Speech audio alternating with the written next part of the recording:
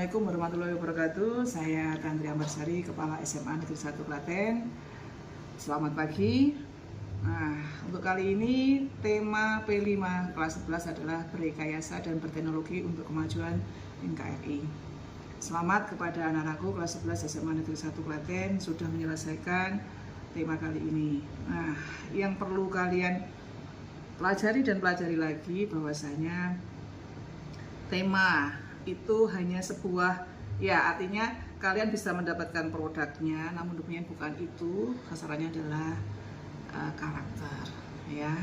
Nah, jadi dimensi P5 di situ ketakwaan pada Tuhan Yang Maha Esa, kemudian kreativitas, kemudian di situ ada gotong royong. Nah, itulah yang sebetulnya harus kalian pahami dan dilaksanakan, diimplementasi di dalam kehidupan.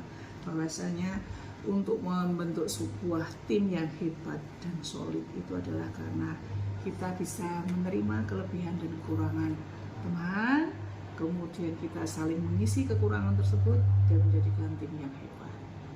Ide-idenya didiskusikan, ya, dari menemukan masalah, kemudian menjadi ide, kemudian ide itu kita buat menjadi prototipe. Itu produknya bisa jadi mungkin kalian belum mendapatkan karena memang panjenengan semua, kalian semua itu belum menjadi teknokrat, ya, sekian hari.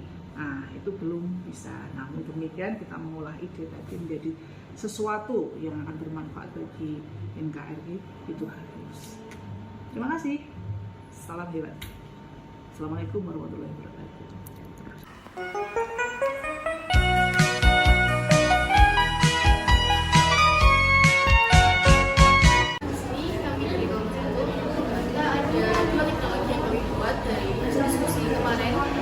Lalu pertama ada tong penghasil BBM dari sampah plastik.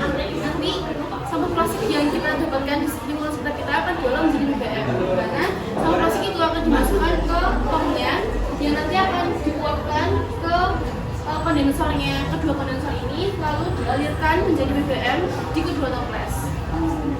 Yang kedua ada kipas dengan daya rendah, dan kipas ini itu menggunakan daya dari baterai sehingga dia dapat menghemat listrik karena menggunakan baterai.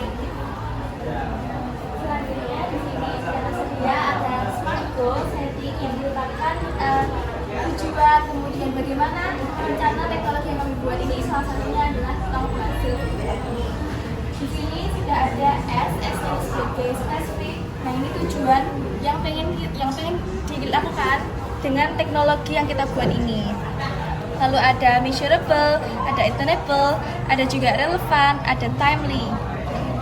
Selanjutnya di sini ada action plan yang dimana ada tahapan aksi, tujuan dari tahapan, penanggung jawab, dan waktu. Di sini tahapan aksi itu yang kita lakukan adalah untuk merevisi dan mempersiapkan miniatur tong kipas baterai dan tong penghasil BBM yang sudah dijelaskan produknya di sini tadi. Kemudian di sini juga ada beberapa hasil portofolio yang sudah kami lakukan beberapa minggu terakhir ini ketika P5. Jadi portofolio ini berisi ada 3 foto, yaitu foto kreatif, gotong royong, dan juga foto absurd. Seperti itu. Baik, kemudian di bagian sini ada hasil diskusi dari kelompok kami, yang dimana diskusi kami telah sampai pada tahap apa dan juga apakah kami akan melakukan perubahan ke depannya. Kemudian di bagian sana ada langkah-langkah pembuatan tong penghasil BBM seperti ini. Baik, sekian yang dapat kami sampaikan dari kelompok kami. Apabila ada salah kata, kami mohon maaf. Terima kasih. Wassalamualaikum warahmatullahi wabarakatuh. Assalamualaikum warahmatullahi wabarakatuh. Di sini kami akan menjelaskan tentang tugas kita yang kita peroleh dari P5 minggu lalu. Kita membuat sensor air. Jadi sensor air adalah Sensor air adalah inovasi teknologi sederhana yang dirancang untuk mendeteksi keberadaan air di suatu lingkungan atau permukaan tertentu. Teknologi ini merupakan rangkaian listrik yang menggunakan printed circuit board atau PCB dengan tata letak zigzag sebagai sensor pada miniaturnya. Nah, untuk tujuannya sendiri, teknologi ini dibuat dengan tujuan untuk mendeteksi air pada lingkungan atau permukaan tertentu. Benda ini dapat dipasang pada barang-barang anti air seperti elektronik atau alat musik tertentu. Dalam skala besar, teknologi ini dapat diterapkan pada atap rumah sehingga dapat memberi peringatan bila hujan turun. Nah, cara menyalakannya, kita nyalakan tombol on pada saklar, lalu semprot pada PCB sensor.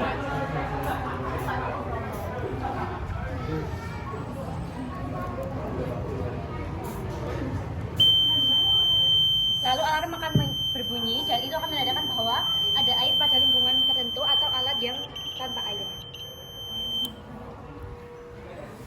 Baik, sekian dari kami. Kurang lebihnya mohon maaf. Wassalamualaikum warahmatullahi wabarakatuh. Halo semuanya, kami salah satu kelompok dari kelas 11A akan menjelaskan tentang rancangan teknologi yang sudah kami rencanakan sejak 3 minggu lalu selama masa P5. Nah, meningkatnya kendaraan bermotor di Indonesia menyebabkan polusi udara yang tercemar oleh karbon monoksida. Oleh karena itu, kami berinovasi untuk kita membuat penyaring karbon monoksida dari daun rem besi. Nah, tujuan dari alat filter CO ini adalah untuk mengurangi polusi yang CO tadi, sehingga kita akan mengetahui daya kerja dari alat tersebut. Ini adalah bentuk dari filter CO dan ini adalah daun rem besi yang menjadi salah satu bahan baku untuk membuat filter karbon monoksida ini. Betul. Jadi untuk mekanisme penyerapan karbon dari alat ini adalah udara yang banyak mengandung karbon monoksida akibat gas buangan dari kendaraan bermotor akan tersedot ke dalam alatnya melalui bagian bawah yang merupakan sebuah penyedot udara berupa sebuah kipas exhaust fan yang dapat digunakan pada lapangan terbuka seperti di jalan raya.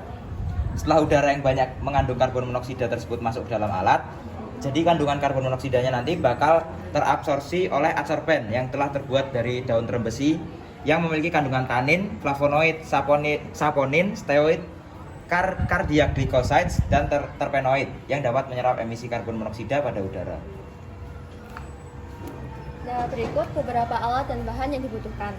Nah, yang pertama ada blender, oven, peraca, daun rem besi, bubur kertas yang dihaluskan, lalu aquades, tepung kanji, dan ram atau saringan.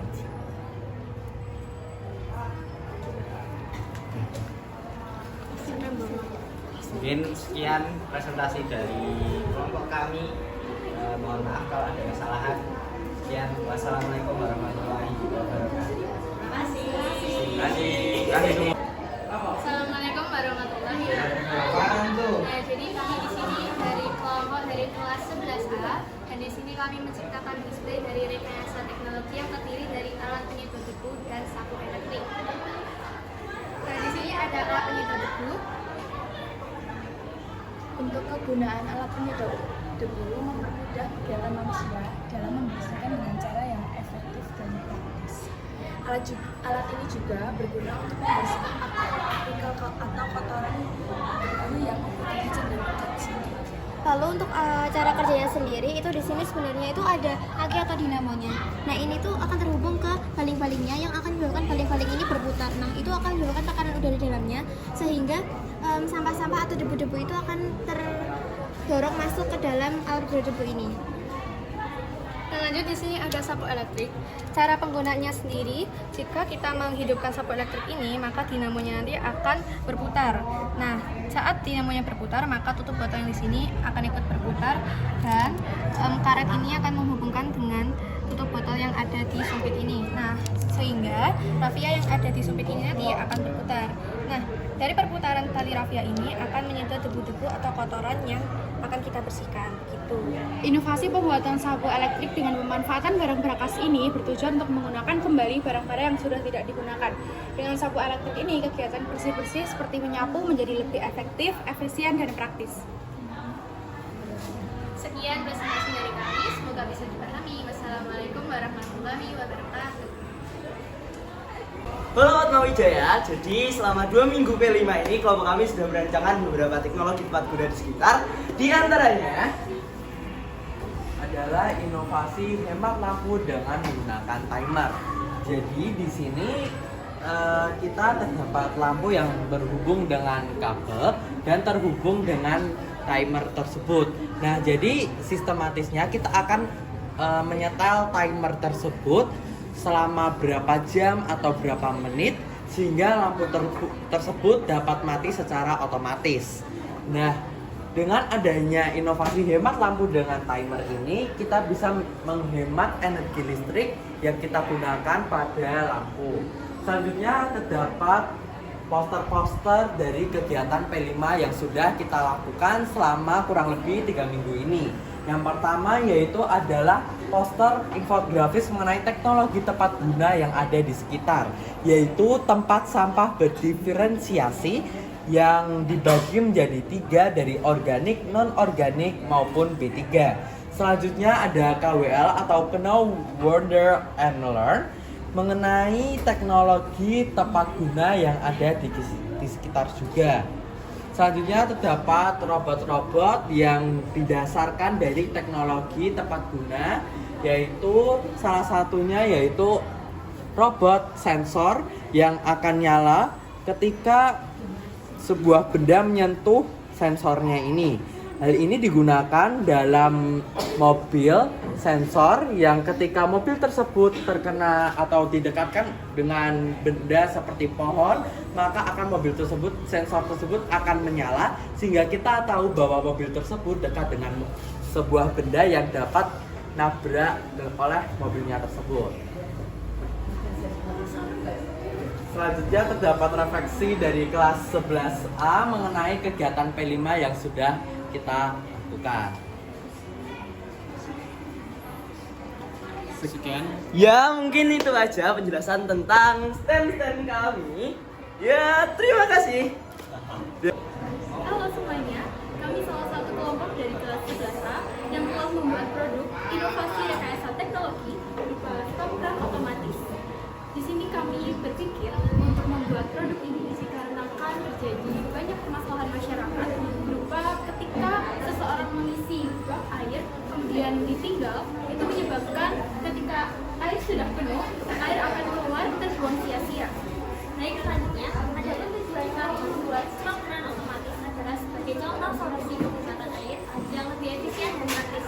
Jadi kita tidak perlu membuang lama untuk menaik bak terisi penuh.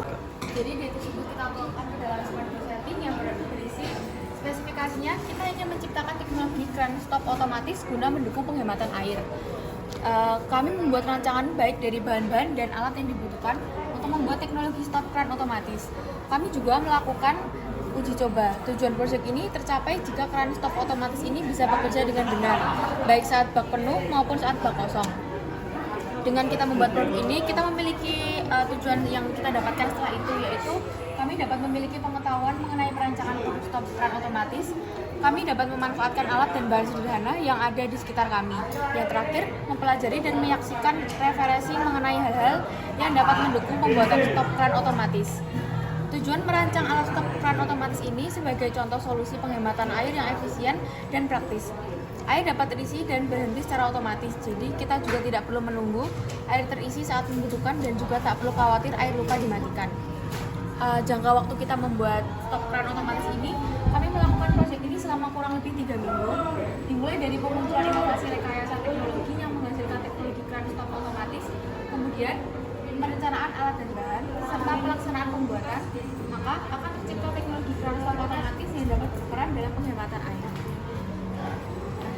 Nah, selanjutnya kami telah merencanakan action plan pada minggu lalu yang terdiri atas tahapan aksi, yang terdiri atas membuat rancangan produk teknologi, yang kedua menyiapkan alat dan bahan yang diperlukan yang nantinya akan dijelaskan oleh Latifa, lalu yang ketiga merancang produk secara bertahap yang akan dijelaskan oleh Priel, lalu yang keempat proses finishing untuk memastikan semua komponen terpasang dengan baik, lalu yang terakhir uji coba kelayakan dan ketahanan produk stop kran otomatis. Lalu yang kedua, tujuan dari tahapan yang seperti yang sudah dijelaskan oleh Aulia, tujuan merancang alat stop kran otomatis ini sebagai contoh solusi penghematan air yang efisien dan praktis. Air dapat terisi dan berhenti secara otomatis, jadi kita juga tak perlu menunggu.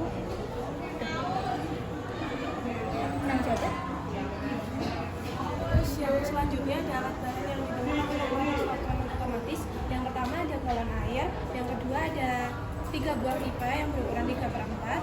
Terus yang ketiga ada pipa yang berukuran setengah, di mana pipa yang berukuran setengah ini harus dilubangi di bagian tengahnya. Terus yang keempat ada skrup. Terus yang kelima ada sambungan T pipa, yang keenam ada sambungan L pipa. Terus yang ketujuh ada keran air, yang kedelapan ada karet ban, di mana karet ban itu difungsikan untuk menghemat air agar airnya nanti tidak bocor. Terus yang selanjutnya ada botol bekas, dan yang terakhir ada ember sebagai tampungan air. Dan selanjutnya ada cara kerja dari stopkan otomatis ini. Jadi di sini ada galon untuk sumber air. Galon sumber air ini akan mengalirkan air ke keran, di mana di bawah sini ada pelampung. Lalu saat baknya terisi air penuh, si pelampung ini akan naik dan menutupi saluran yang ada di sini. Jadi air otomatis akan berhenti. Ketika airnya berkurang, ini akan turun sendiri dan air akan otomatis mengalir. Jadi sistemnya kayak udah otomatis mati, udah otomatis nyala.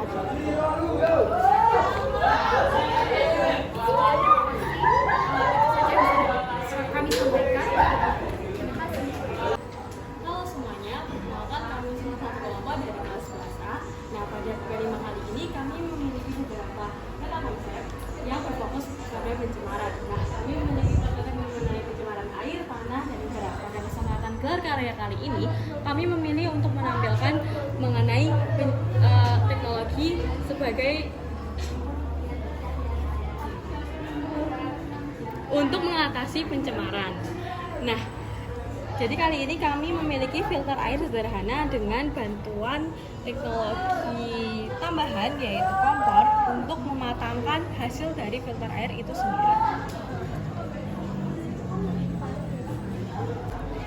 Kita bisa membuat filter air dengan menggunakan bahan-bahan seperti air keruh, kerikil, hijau, sabut kelapa, arang, spons, dan botol bekas. Nah, selanjutnya di peruntukan kami ini kita menggunakan kerikil, pasir, arang, jerami, spons, wadah penampung, dan kompor. Nah, ada pun alternatif lain selain spons itu yaitu kapas. Jadi tujuan dari filter air adalah untuk menyaring kotoran-kotoran dari air. Jadi kita bisa menggunakan filter air ini di saat kita survival atau saat air pump kita kotor. Tujuan diadakannya kompor adalah sebagai inovasi agar terjadi pematangan air dan dapat diminum. Nah, sekian yang dapat kami sampaikan. Apabila ada kesalahan, kami mohon maaf.